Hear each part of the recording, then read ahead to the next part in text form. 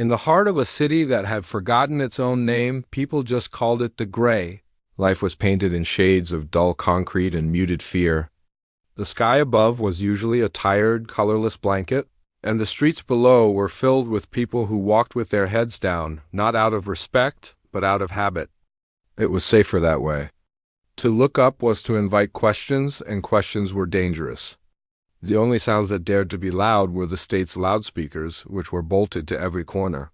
From morning until night, they blared out the same old messages about unity and progress, but their voices were hollow, like an empty drum being beaten in a vast, empty hall. It was a noise designed to fill the spaces where real thoughts and real feelings might grow. In the middle of all this gray lived a man named Leo. To the outside world, Leo was nothing special. He was a ghost in the machine. Every morning he would pull on his same gray jacket, eat his plain gray porridge, and walk the same gray path to his job at the Bureau of Public Works. His work was as monotonous as the city itself. He sat at a small desk in a long, silent room filled with other people sitting at small desks. His task was to take numbers from one sheet of paper and copy them onto another sheet of paper. All day long, the scratch of his pen was the only sound he made. He never looked up, he never spoke unless spoken to, and he never, ever smiled. He was a perfect citizen, invisible and silent. He was exactly what the state wanted everyone to be, but Leo had a secret. It was a secret that lived inside his heart, a tiny, warm spark that the gray of the city could not seem to put out. Every evening he would walk back to his small apartment, his footsteps echoing in the quiet streets. He would climb the 3 flights of stairs, his hands sliding over the cold, worn metal banister. He would unlock his door, step inside, and for a moment he would just stand there in the darkness, listening. He would listen to the silence of his building, the faint hum of the city outside, and the sound of his own breathing. Then he would lock the door, sliding not 1, but 3 heavy bolts into place. He would walk over to his one window and pull the thick, heavy curtains shut, blocking out the last bit of the dying day. His apartment was not just a place to live. It was a sanctuary. It was the only place in the entire gray where he could truly be himself, and in the corner of this small, safe room stood his reason for living. It was an old upright piano. It was a big, clumsy piece of furniture, covered in scratches and small dents. The wood had faded over the years, and some of the black keys were chipped, showing the white wood underneath. It didn't look like much. To anyone else, it was just junk. But to Leo, it was the most beautiful thing in the world. This piano had belonged to his father. His father had been a composer, a man who believed that music was a language more powerful than any words spoken by any leader. He wrote melodies that could make you feel joy so deep it hurt, and sadness so beautiful it felt like a hug.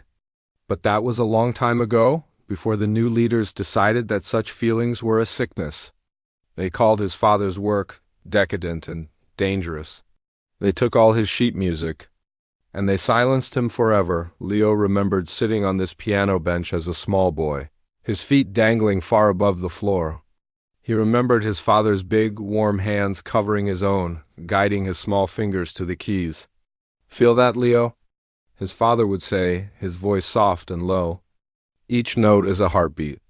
You are not just playing music. You are giving life to a feeling." Those words were a treasure Leo kept locked away in his mind. Now, as a man, Leo would sit on that same bench every night. The wood was smooth and worn from years of use. He would run his fingers gently over the keys, not pressing them down, just touching them like he was greeting an old friend. He would close his eyes, take a deep breath, and then he would begin to play. He didn't need any sheet music. The melodies of his father were etched into his soul.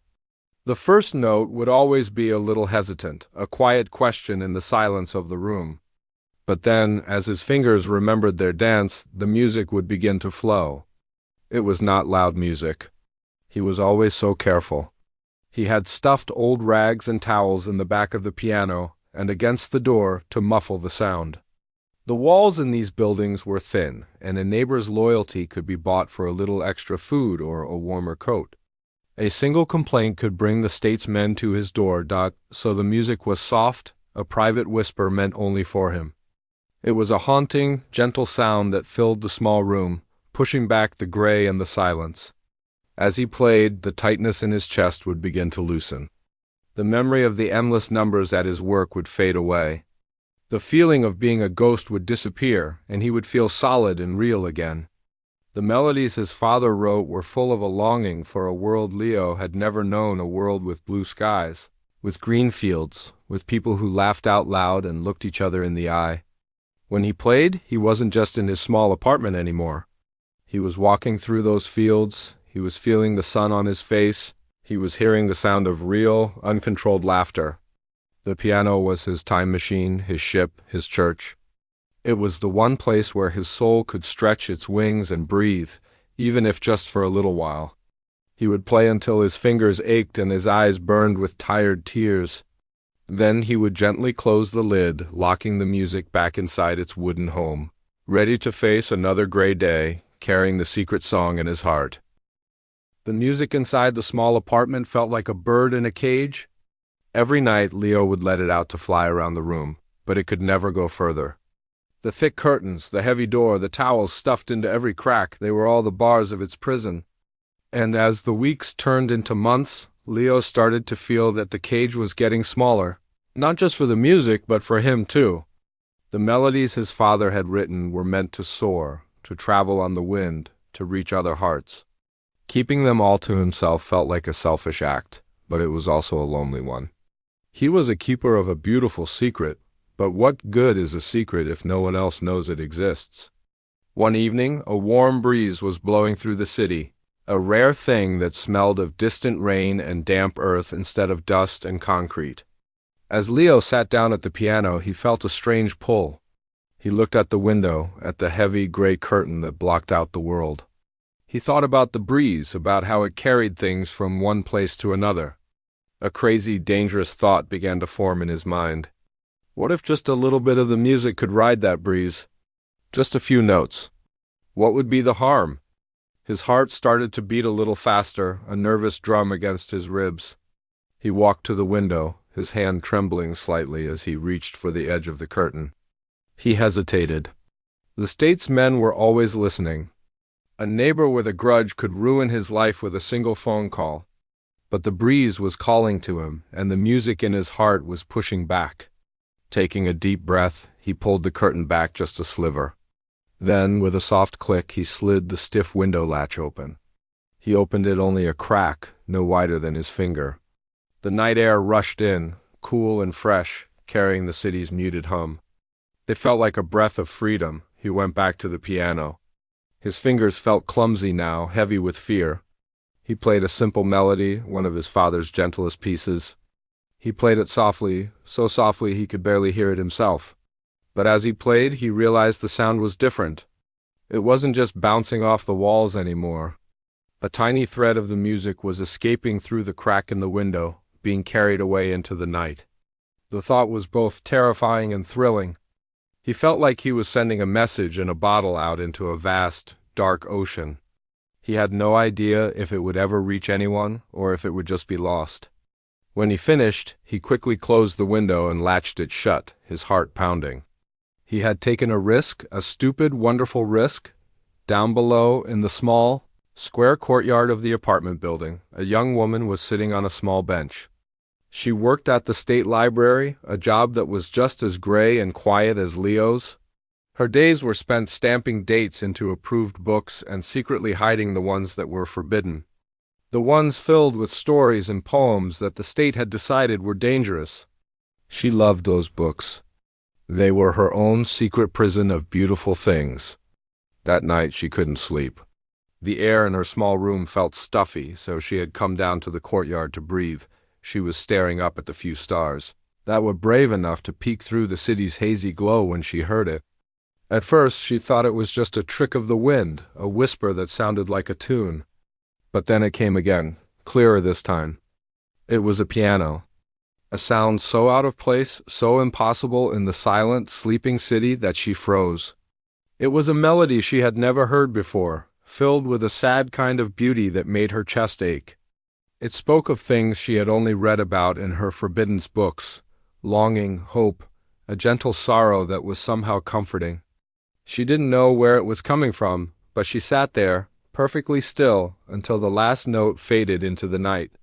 She felt as if someone had reached into the gray world and painted a single, perfect stroke of color. The next morning, Leo left for work as he always did, his mind on the numbers he would have to copy. But when he opened his door, he stopped. There, on the worn stone of his doorstep, lay a single small flower. It was a simple wildflower, a little purple thing with a delicate stem. It was already starting to wilt, its head drooping to one side. Leo stared at it, his mind racing. Who left it? Was it a warning? A trick? He looked up and down the empty hallway, his heart thumping with a familiar fear. But then he looked at the flower again. It wasn't threatening. It was just a flower. A small, fragile, beautiful thing in a world that had no room for such things. He bent down and picked it up. The stem was soft in his fingers, and then he understood. Someone had heard. Someone had understood. The message in his bottle had reached a shore. A slow smile spread across his face, the first real smile he had felt in a very long time. He carefully took the flower inside and placed it in a small glass of water on his table. It was his first prize. That night he played again.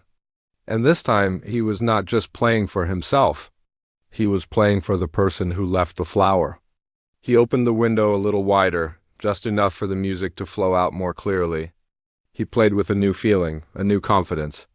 The music was still a secret, but it was no longer a lonely one, and so it began.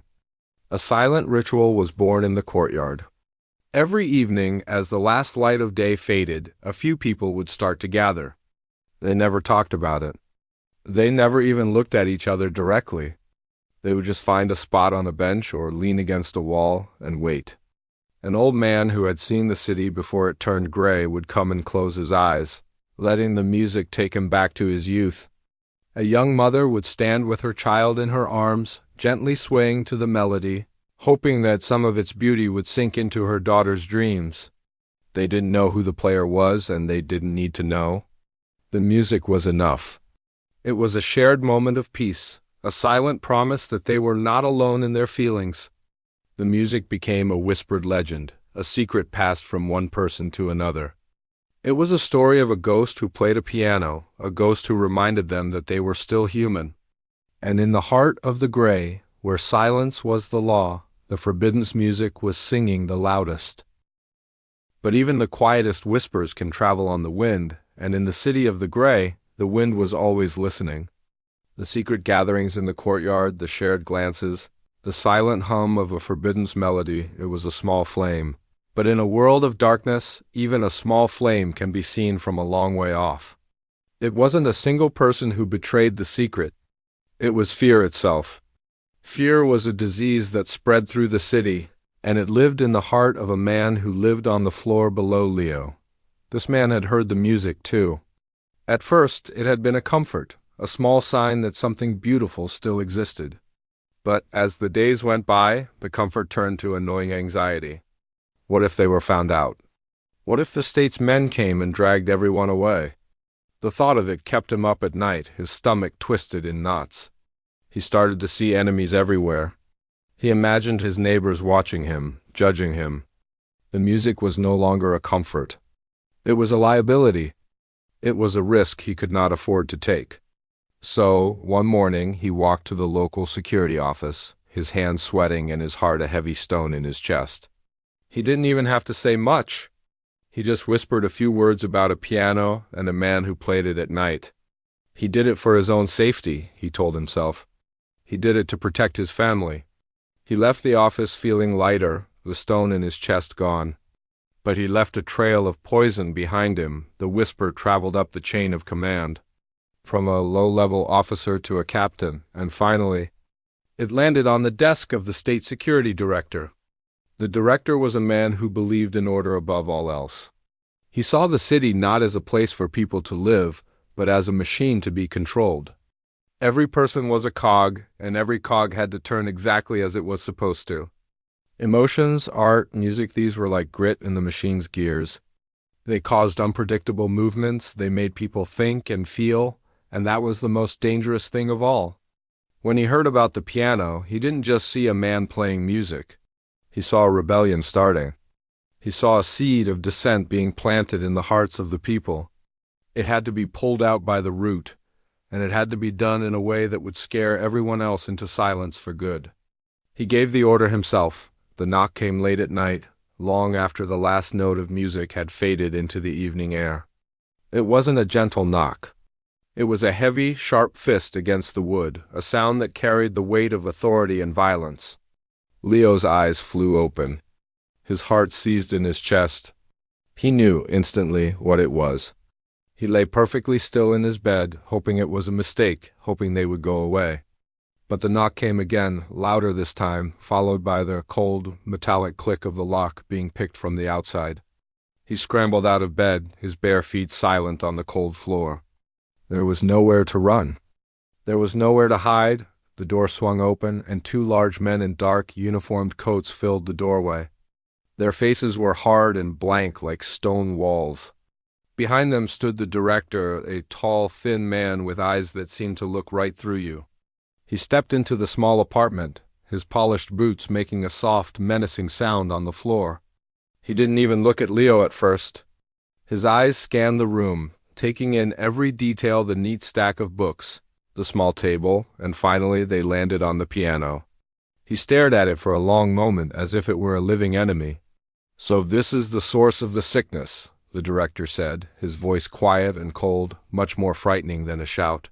He finally turned to look at Leo. "You have been sharing your illness with the neighbors." Leo couldn't speak. His throat was tight, his mouth dry. He just stood there, shaking, wearing only his thin nightshirt.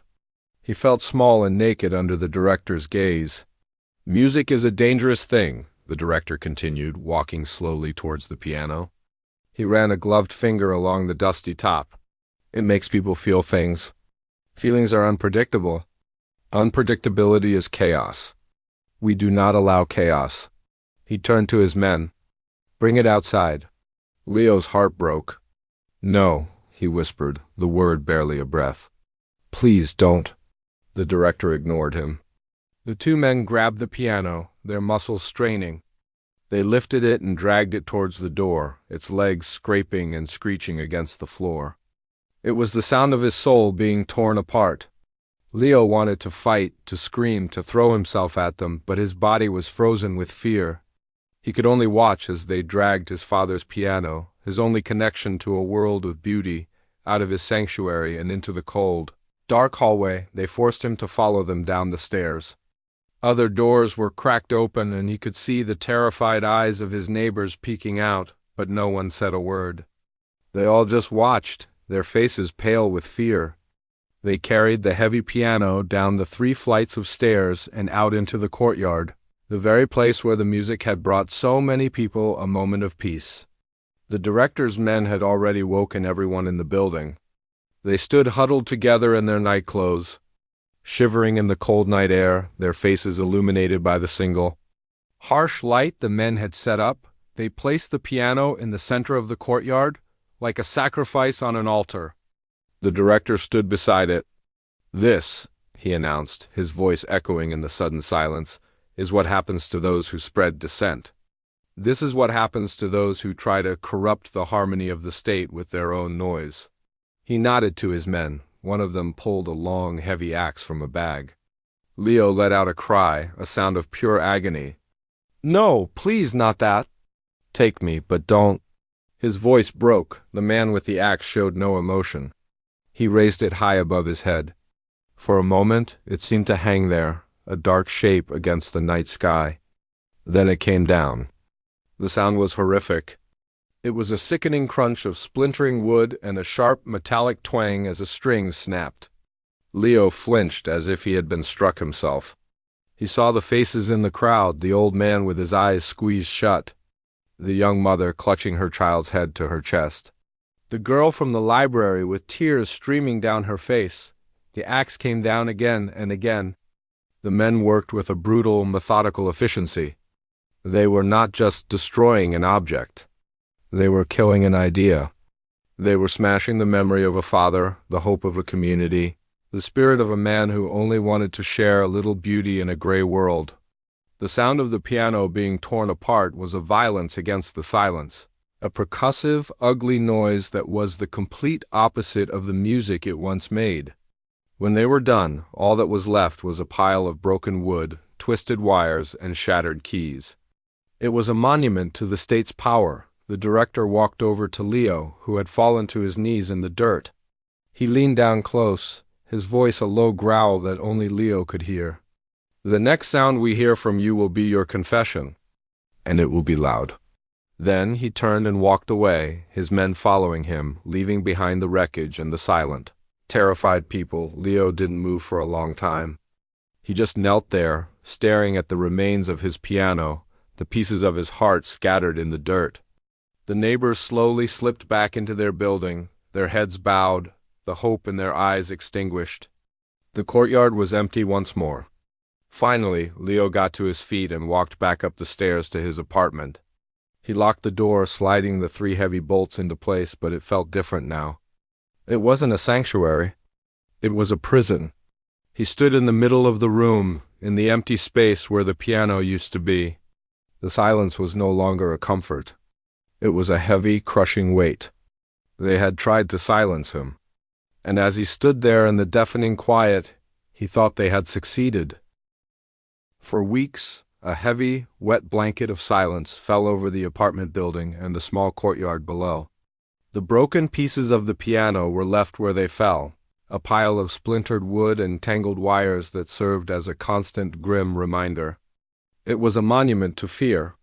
People would walk around it, their eyes fixed on the ground, as if the wreckage were a sleeping beast that might wake up if they looked at it for too long.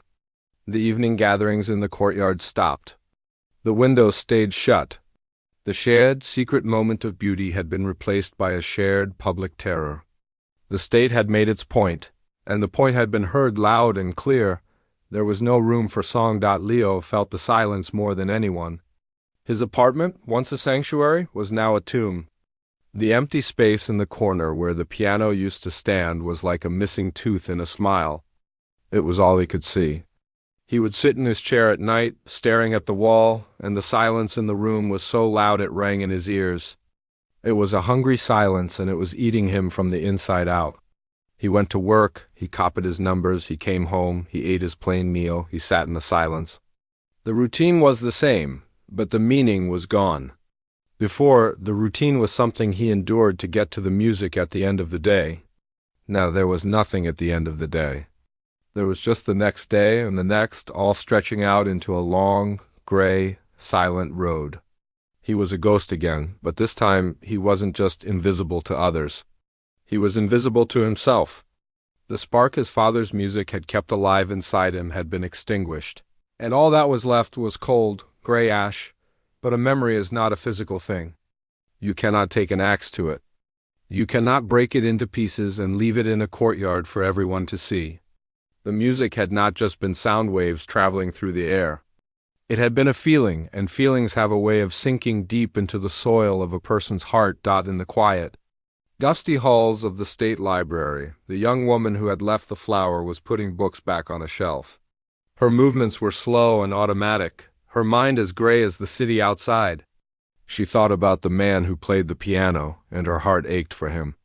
She thought about the beautiful, haunting melodies, and a profound sadness washed over her, a sadness for something that was lost forever. As she reached to slide a book into its place, a faint tune started to form in her head. It was one of the melodies, a gentle, rising and falling line. She didn't mean to do it. It just happened. A soft hum escaped her lips, barely a whisper in the silent library. She quickly clapped a hand over her mouth, her eyes wide with fear, looking down the long rows of shelves. But no one was there. She was alone. Slowly she lowered her hand. She took a breath and hummed it again, a little louder this time. It was a small, quiet act, a secret rebellion that only she and the books knew about. It was her way of saying, "I remember. You are not forgotten." The music was also remembered by the old man who would close his eyes in the courtyard. He had lived a long time and he had heard many songs. The melodies from the piano were different, though. They felt old, like they came from a time before the gray, a time he had almost forgotten. He found that the tunes would get stuck in his head, and he would find himself softly whistling them as he waited in line for his bread, or as he sat on his small balcony looking out over the city. It was a fragile sound, the whistle of an old man, but it was a thread connecting the past to the present, and the music, like a dandelion seed on the wind, had traveled even further than that. A street musician who sometimes played near the market square had heard the faint notes one evening when he was passing through the area.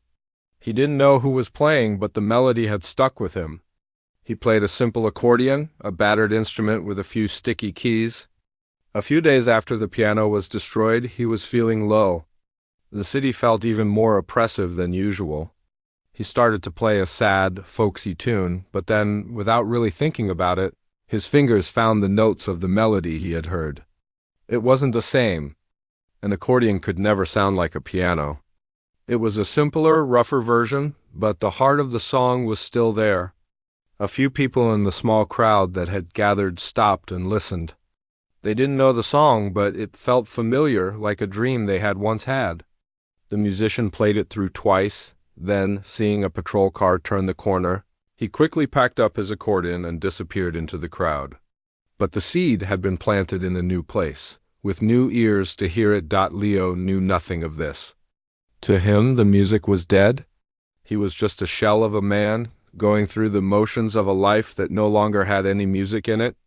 One afternoon, he was walking home from work, his head down, his eyes on the cracked pavement. He was so lost in his gray thoughts that he almost didn't notice the sound. It was a whistle, light and airy. A child was walking a little way ahead of him, holding his mother's hand, and the child was whistling a tune. It was a simple, happy sound, completely out of place in the drab street. Leo kept walking, the tune just background noise to his misery. But then a particular turn in the melody caught his ear. It was a phrase he knew. It was a phrase his father had written. He stopped walking, his feet suddenly feeling like they were made of lead. He listened. The child whistled the phrase again, and then another one that followed it. It was the same song? The same song from his piano. Leo stood there on the pavement, people flowing around him like a river around a stone. His mind refused to believe it. How? How could this child possibly know that song? It was impossible. It had to be a coincidence. But as he listened, he knew it wasn't. It was his father's music. It was the music from his apartment. It was the music they had tried to destroy. He felt a strange sensation in his chest, a faint flicker of warmth in the cold, dead ash.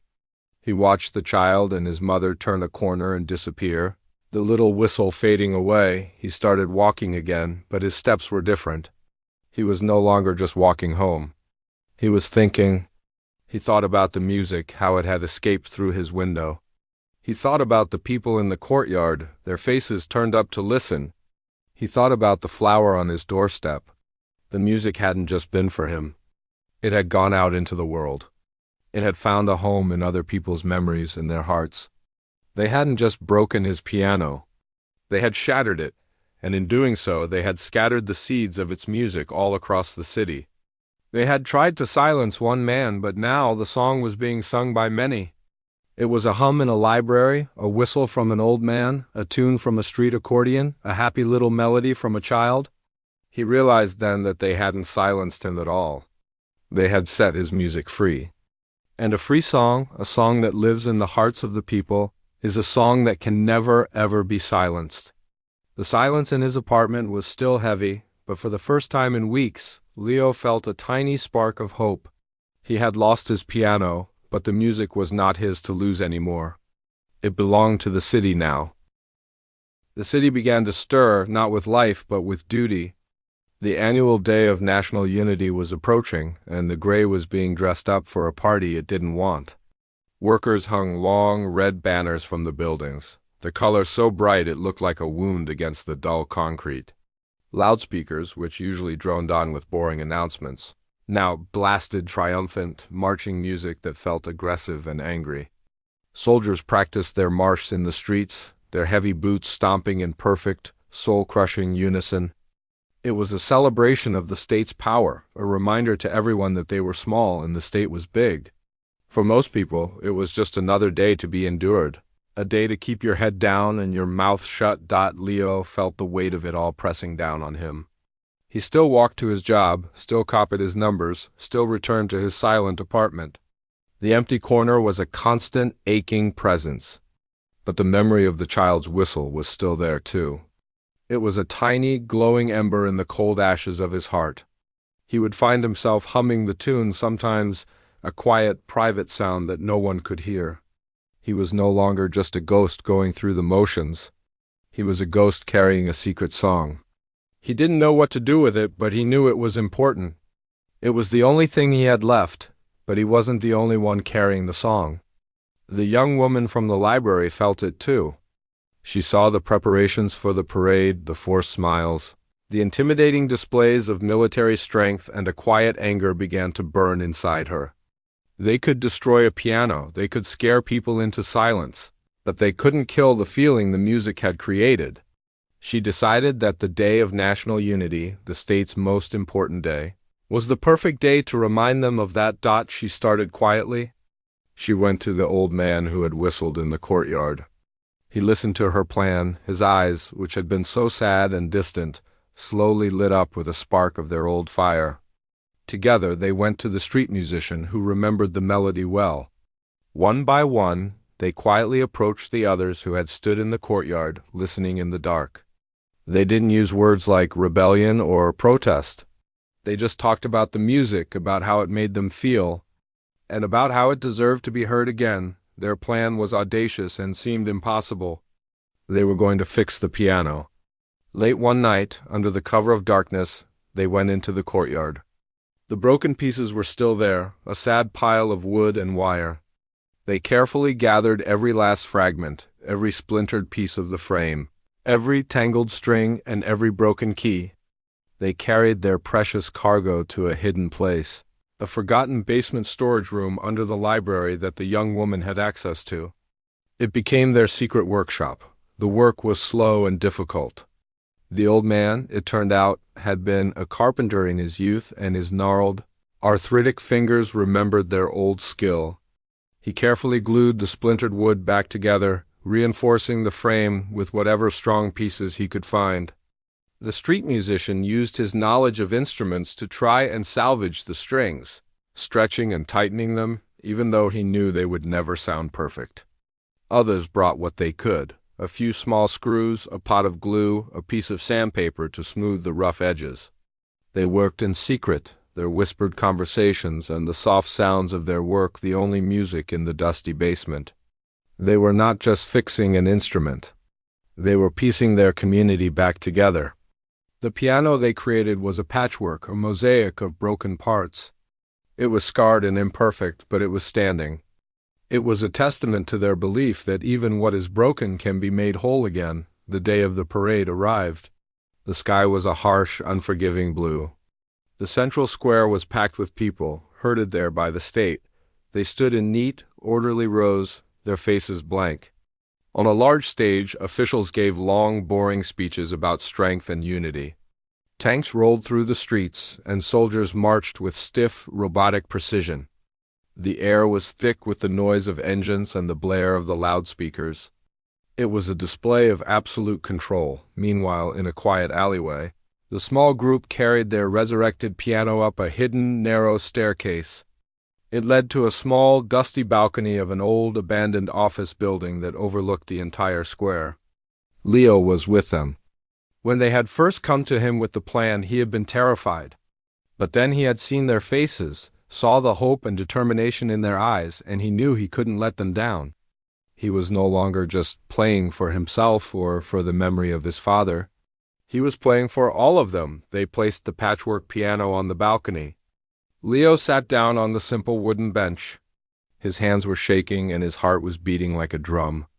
Below him, the parade was reaching its loudest, most impressive point. A line of massive tanks rumbled by, their engines roaring. This was the moment. Leo took a deep breath, closed his eyes, and placed his fingers on the keys. They felt rough and uneven under his touch, but they were real. He began to play. The first notes were small and hesitant, almost lost in the noise of the parade. But he kept playing, pouring all of his fear, all of his hope, all of his love for his father and for this small, brave community into the music. The sound that came out was not perfect. Some of the strings were a little out of tune, and the tone was thinner than it had been. But it was clear, and it was filled with a raw, powerful emotion that the state's noise could not match. The melody, his father's melody, began to rise. It soared over the rumble of the tanks and the blare of the loudspeakers. It was a sound of beauty, of sorrow, of hope, and of unbreakable spirit. It was the sound of a human heart in a world of machines, and people started to hear it. A woman near the front of the crowd stopped clapping along with the parade's rhythm. She tilted her head, a confused look on her face. Then a man next to her heard it too. One by one, people began to turn their heads away from the stage, away from the marching soldiers. They looked up, searching for the source of that impossible, beautiful sound. Their eyes found the small figure on the small balcony, sitting at the patched-up piano. The change was silent but profound. The forced, blank expressions on their faces softened. Their shoulders, which had been slumped in defeat, seemed to straighten just a little. They stopped listening to the speeches about the state's power and started listening to the music's message of freedom. They were no longer a crowd of individuals. They were a single, listening audience. Connected by the shared experience of the song, the guards on the ground looked up, confused. They saw the man on the balcony, but they didn't know what to do. Their orders were to stop violence, to stop shouting, to stop rebellion. But this was just a man playing a piano. How do you stop that? Shooting him would be an act of madness, a confession that a simple song was more powerful than all their guns and tanks. They were frozen, their power made useless by something they couldn't understand. The director of state security was on the main stage. He heard the music, too. He saw the faces of the crowd turning away from his parade. He saw the people listening, really listening, to something other than his voice. His face, usually a mask of cold control, twisted with a helpless, impotent rage. He had destroyed the man's piano, but the music was back, and it was louder and more powerful than ever. Leo played on, his eyes closed, lost in the music. He was not just playing notes. He was telling the story of their city, their sadness, and their quiet, unbreakable hope. In that moment, on the state's most important day, in the heart of their power, his piano sang the loudest. It didn't sing with volume, but with the voice of every person in that square who dared to feel, who dared to hope, who dared to listen. The silence they had forced upon him was gone, replaced by a song that could never be silenced again.